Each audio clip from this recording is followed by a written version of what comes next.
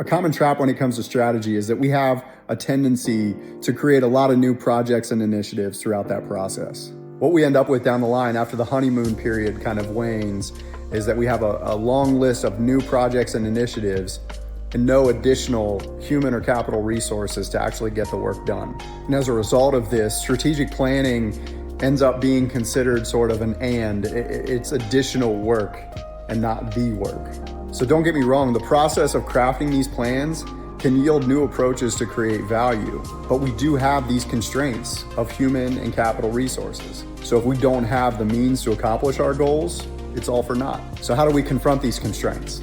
A very common approach is to list and prioritize. The problem with this is that it doesn't allow you the opportunity to truly visualize the cost of each of those items.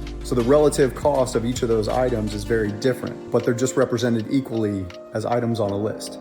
So in order to combat this, we have to do three things. First, we have to define what those constraints are. Second, we have to define and acknowledge the relative cost of each of those items. And third, we weigh the impact that those items are going to have in getting us to where we want to get to. So at CityWhy, we've come up with a way to use Legos to confront these constraints.